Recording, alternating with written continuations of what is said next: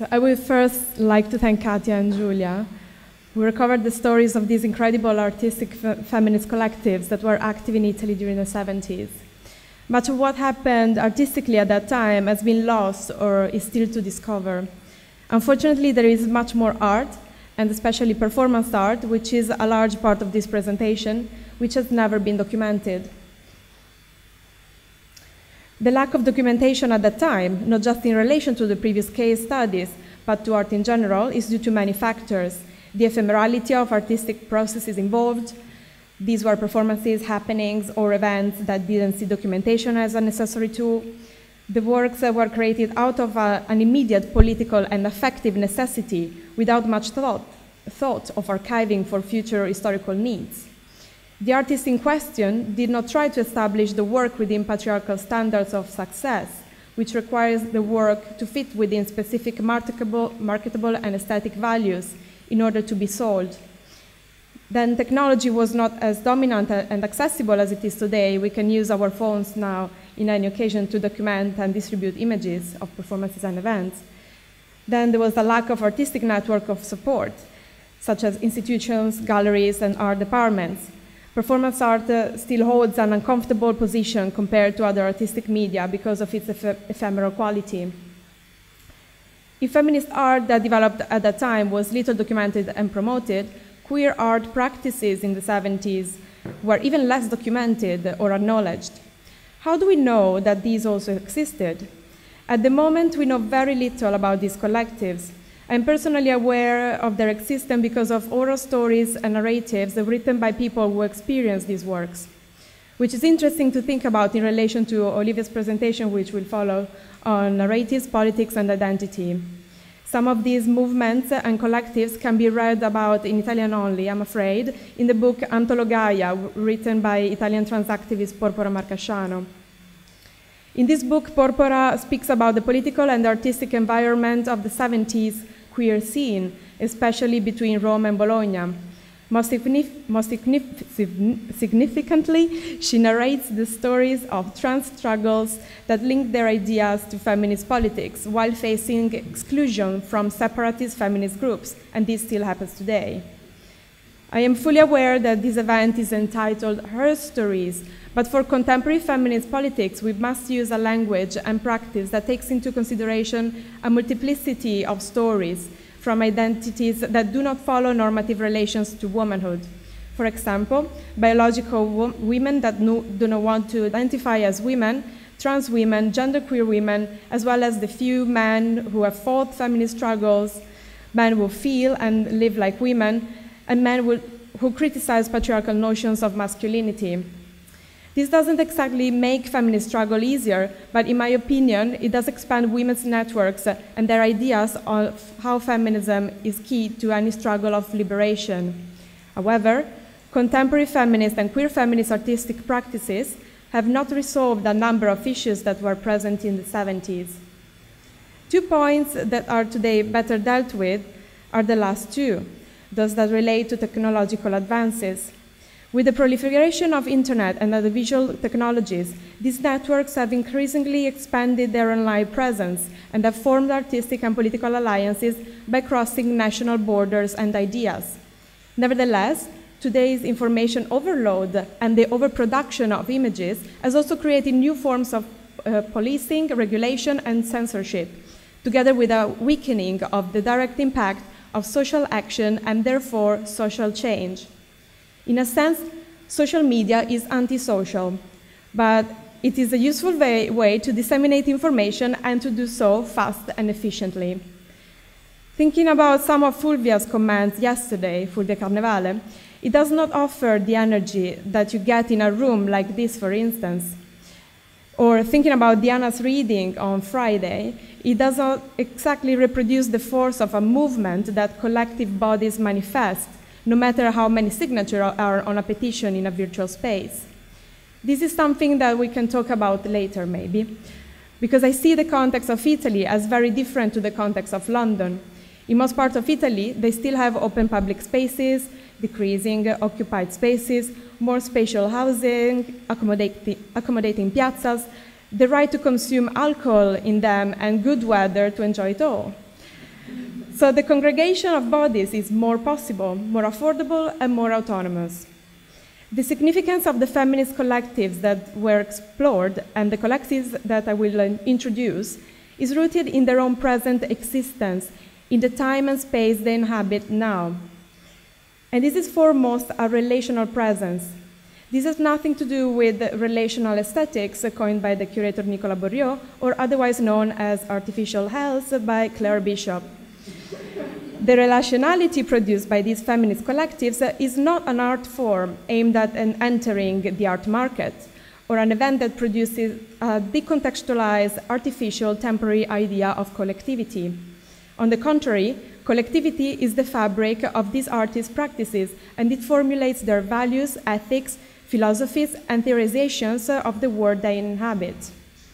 Despite the historical and melancholic tones of some of our discussions, I believe that in the past decade, and especially after 2008 economic crisis, feminist activities within the artistic sphere have constantly increased, both in the Italian territory and abroad. At the same time, the majority of them have not received any public economic support for their activities, or even have any visibility within institutional and academic frameworks. These collectives have so far mainly worked in alternative or underground channels for their artistic practice, distribution, communication, and political dissent.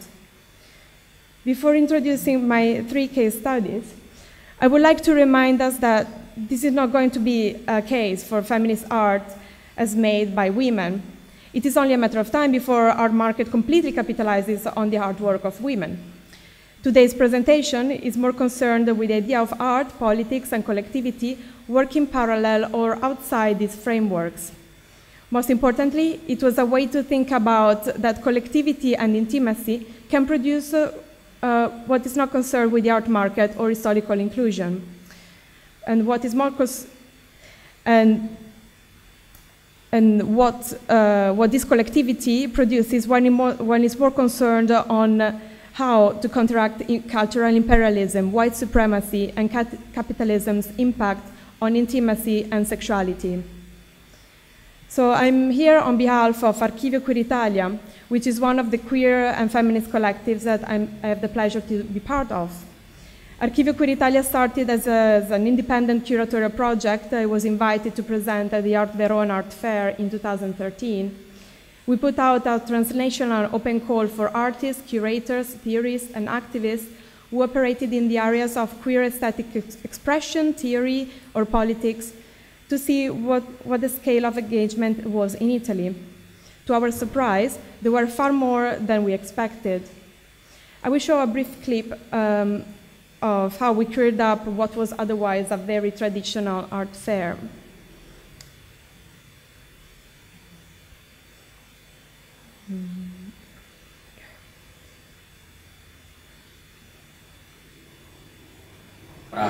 E anche le memorie delle nostre esperienze, piuttosto che il modo stesso di raccontarci, di trasmettere chi siamo e cosa siamo stati, secondo me impone un ripensamento di cosa voglia dire fare archivio di noi stessi, delle nostre vite.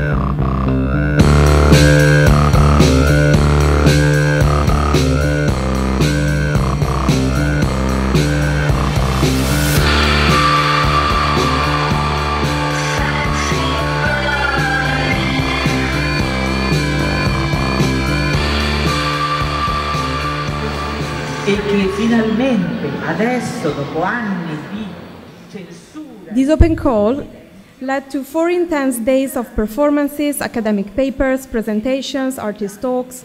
We occupied the male toilets, as you could see, with a performance by ex voto, while men had to squeeze past the audience to use the facilities. We crashed their private view with Nina Alexopoulos' performance, lying naked on a table in their foyer to critique ideas of consumption, consumerism, and the body with their work and EPs.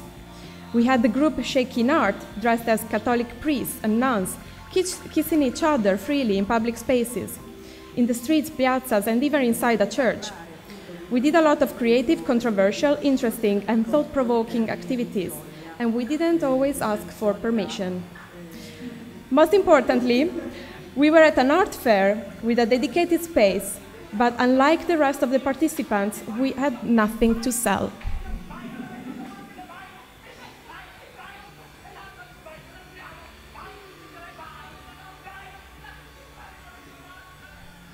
So following this event, what became evident was that even though there were a number of individuals, collectives, and organizations working on queer and feminist topics, they were difficult to discover, and as a result, they were also not always in dialogue with each other. Archivio Queer Italia's core project was to introduce and consolidate an online platform that permits individuals, groups, and organizations to enter into communication and explore the various intersections of queer and feminisms. I will open the website to browse it together. So the archive of Archivio Queer Italia branches into 3 sections: the arts, theory, and activism, constantly updated through an ongoing open call. The art archive contains profiles of artists that explore queer and feminist themes through a variety of expressive modes and techniques such as theater, performance, dance, sculpture, painting, video, graphic, and installation. The theory archive, which is in another page. Sorry. The theory archive is an interactive bibliography, and this is the first of this kind in Italy, that compiles the titles of books, essays, and articles that explore feminism and queer in their various complexities and intersections. These sources deal with personal, collective experiences and thinking, and relate to both Italy and the Italian diaspora. As we are still in the process of building our website presence, our most ambitious plan is to create an interactive participatory mapping of organizations, artistic and/or political collectives, social centers, and university departments that deal with feminism or queer thinking in Italy. This will be launched next year, and we invite contributions to this project.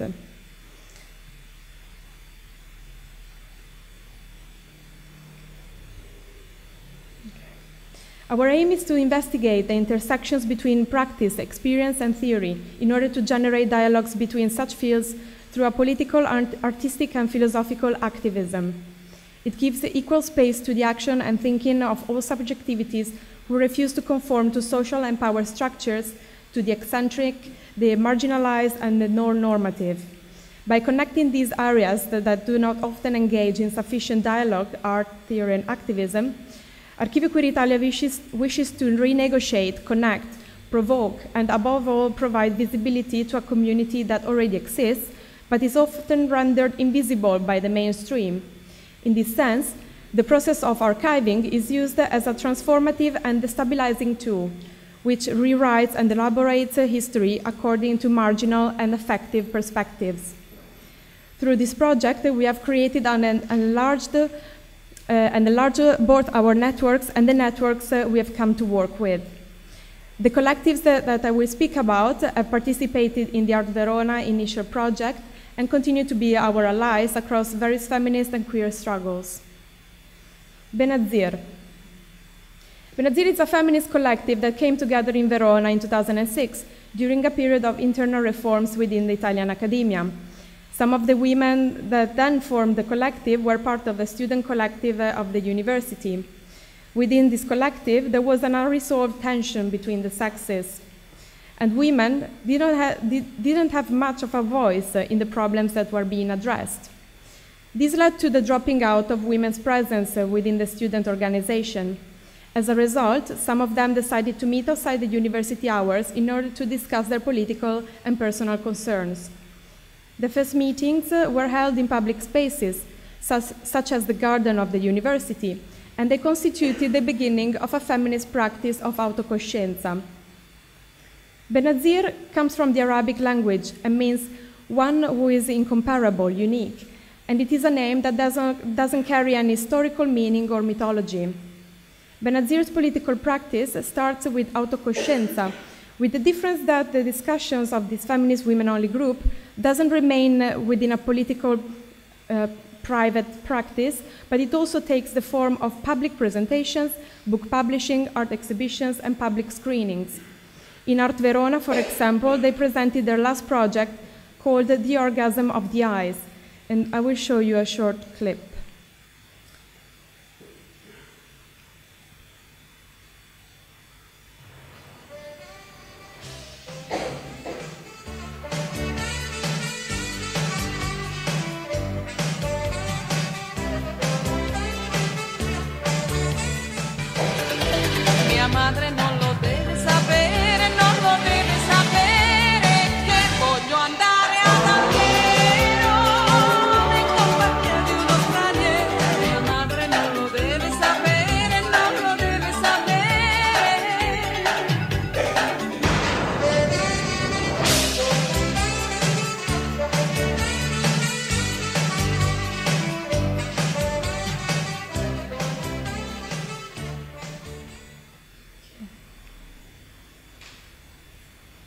This project addresses issues of pornography and vision.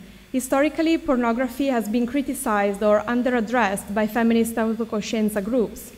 The aim of BENAZIR's project is to conduct what they call autocoscienza with the eyes, through vision, in order to witness one's self-determined sexuality. They start the conversation by considering the male gaze and how pornographic imagery is implicated in sexual subordination. But at the same time, in their conversations as well as in their artworks, they have tried to readdress a feminist problematization of the penis, the pleasures of clitoridian orgasm, but most interestingly, the pleasure also of penetration, which is different from Carla Lonzi's position as we saw yesterday. Furthermore, homosexuality, intersexuality, gender identity, as well as sensorial approaches towards erotic objects or surfaces are part of their exploration. In this video, you could see a montage of different elements, both videos and photographs, some directly connected to sexual organs and sexual practices, others with less obvious connotations. In 2012,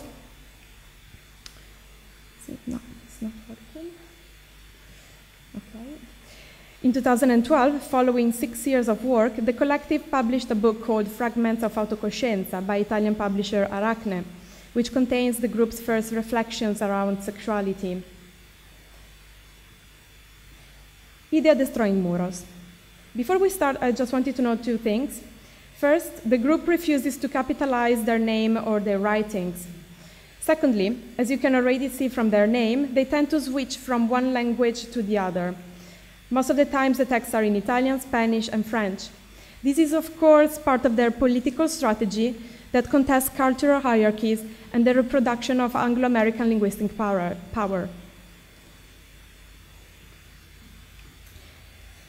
As their website reads, Idea Destroying Muros is a transcultural collective whose work is situated in community artistic creation, formed in 2005 in the northeast of Italy.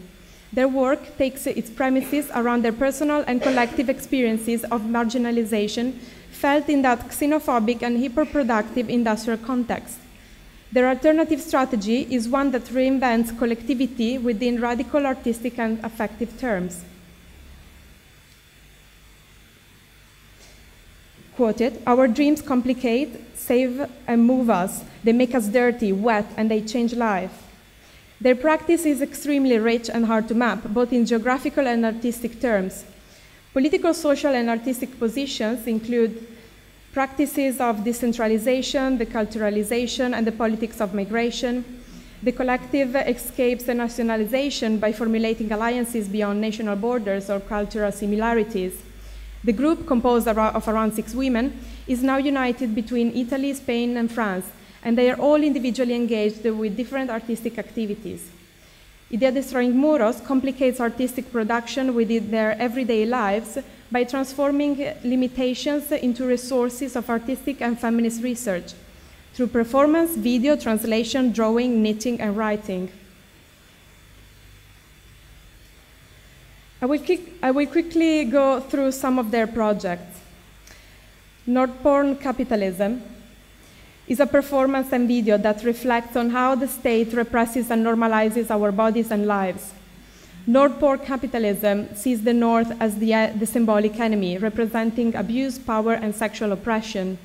Their response is to destabilize and to juxtapose these oppressive biopolitics with an ethics of community, poetry, and jouissance. Capitalism is a shit. An exhibition that looks at communal anti-capitalist strategies by inhabiting a position, the Spanish-European context, that activates forms of cultural resistance from the margins. The exhibition is shaped by individual stories and positions in relation to capitalism and the way that capitalism inhabits their respective different lives. Archipel en lutte, Archipelagos in Struggle, the Post-Exotic Islands, is an installation made at the Center of Feminine and Gender Studies at the Sorbonne in Paris. There is a post-exotic vision of these islands and landscapes to counteract the economic and touristic exploitation from the mainland continental cultures. The archipelago is the place of collective resistance and therefore of rebirth. Each one of the three islands carries a word that creates the sentence, qui perd trouve, she or he who loses shall find. The islands are made of reused clothes. Bozza Batton's Cabaret is a show with a cabaret format that has been performed in Spain since 2012. It is inspired by Valérie Solan's Scam Manifesto, Society for Cutting Up Men. Buttons means slut in Italian, young girl slang, and it is the way that the components of the group call each other, buttons. Bozza Buttons takes to the extreme the discourse of sexual difference through the means of irony, wit, music, and sexual energy. A quote from the Scam Manifesto and their performance: life in this society being, at best, an utter bore and no aspect of society being at all relevant to women, there remains to civic-minded, responsible, thrill-seeking females only to overthrow the government, eliminate the money system, institute complete automation, and destroy the male sex. Bozza Buttons was presented for the first time in Italy this year during the festival Genderotica, which I will now introduce with the group Eyes Wide Drag. Eyes Wide Drag is a gender drag collective active in Rome since 2006, where they first started promoting the drag king and femme culture. They are among the very first groups to have explored queer lives, culture, and artistic practices from a female perspective in Italy. Eyes Wide Drag operate on two levels, as an artistic collective and as cultural producers, acting as curators of events, workshops, and screenings, club nights, and a festival.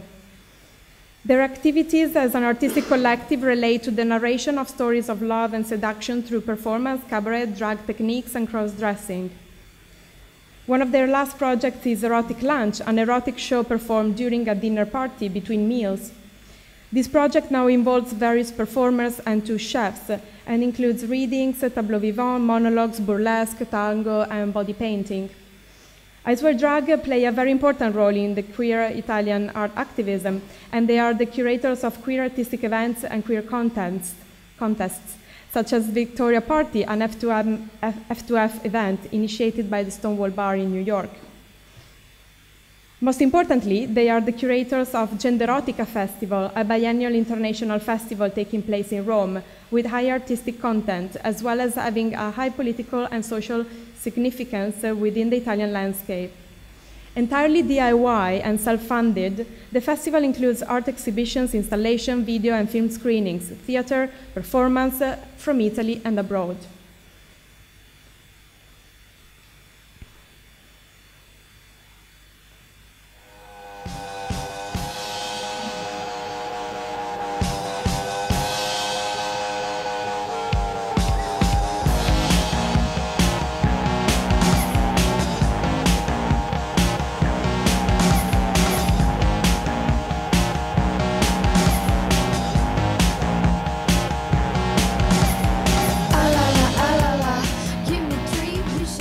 This very important festival has been dismissed by Italian public and private institutions, and despite the various attempts to receive support or funding, Eyes Wide Drag only managed to attract the support of occupied spaces, underground venues or activist groups, such as the Teatro Valle Occupato and Nuovo Cinema Palazzo.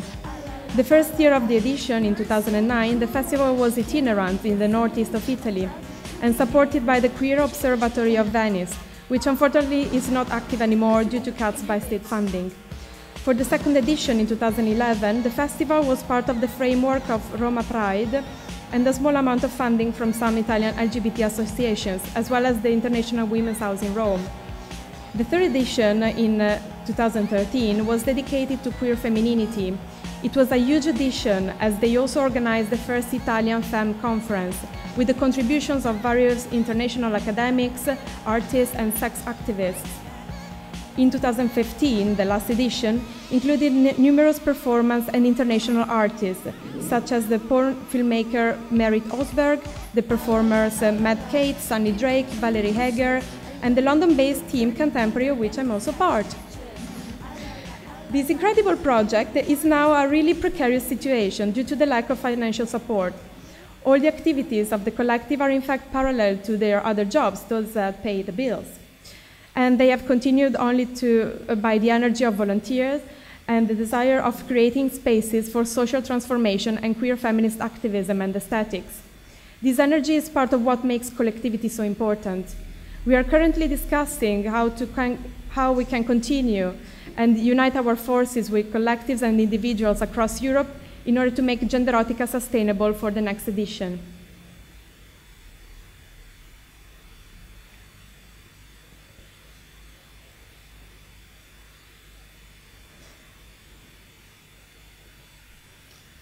Genderotica is a vital, self-determined program.